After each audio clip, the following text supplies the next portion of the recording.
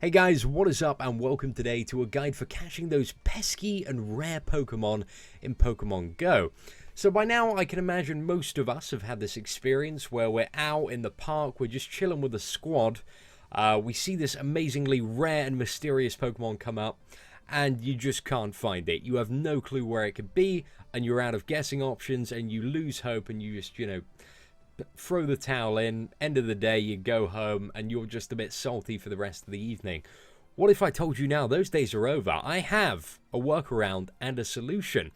So let me just kind of preface this by saying Pokemon Go was developed by a company called Niantic, who previously, about 2-3 years ago, made a game called Ingress, which is kind of a very similar setup to Pokemon Go, where you have to go out in the world and explore.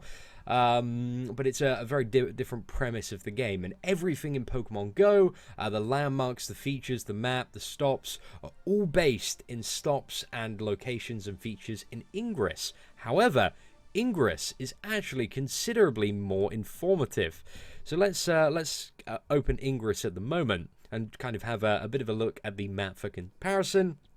As you can see, just to the right is the youth center, which is a Pokestop, and also straight ahead is their portals instead of Pokestops.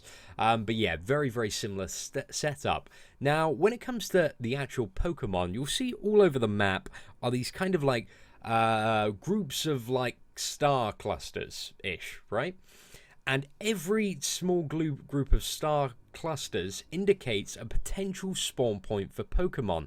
So kind of just looking at the end of my road, as you can see, no Pokemon ever spawn down my road. Ever. Like, I have to physically walk to get Pokemon. It's such a pain in the butt.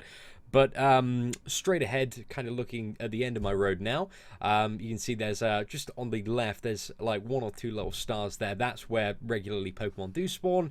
And then ahead, there's a cluster, and that's usually where another Pokemon spawns, and it's a bit better. If we look over to the right in the youth center, usually there's quite a lot of Pokemon around the youth center. And then if we kind of look just across the road, again, this is a bit hard to dictate, but oh yeah, I can use my mouse here. So kind of this area here, this is a local pub, and tons and tons of rare Pokemon spawn there, and you can see that there are loads of stars around there. And up there is near the level 1 portal, but in Pokemon, that is a Pokestop, and I have had some crazy rare Pokemon spawn there. I've had like a, second evolution. It's a Poliwhirl, I believe, along with tons of Staryus, a Ghastly, and all sorts of cool stuff. So this map appears to give us accurate information on the exact spawn points of the Pokemon, which is crazy. A lot of people have actually been into the world and tested this. Now, there is a theory that the more of the bigger a star cluster, obviously away from this kind of like the line and also the Pokestops, the portals in this game seem to have loads of stars around them regardless, so it's a little hard to tell, but generally speaking, there are a lot of Pokemon around Pokestops anyway. But kind of when you see a really large cluster of stars out in the wild, that means that there is going to be quite a rare Pokemon there. So it's really good, guys. If you are having a lot of trouble finding rare Pokemon, download Ingress. Definitely do this. This is 100% a suggestion and something you need to do if you want to become a Pokemon master, because this is going to give you some inside information about the game.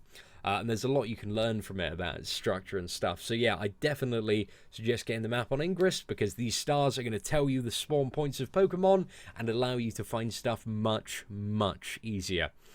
Anyway, ladies and gentlemen, that is pretty much it. You take the knowledge from Ingress, you look where the stars are up on the map, and then you walk to there, flip open to Pokemon Go, catch some rare Pokemon, boom, you're a baller, you're a winner, you've caught them all. Anyway, ladies and gentlemen, thank you for watching the video. If you want to see more Pokemon Go stuff and awesome content, feel free to hit that subscribe button down there. If you do have any questions about this, feel free to leave them in the comments below. I'm also going to link a article which had a bit of a written feature on this. So if you want to see like some screenshots of this actually working, you can. So yeah, I'll link that in the video description. Apart from that, take care and have an absolutely fantastic day.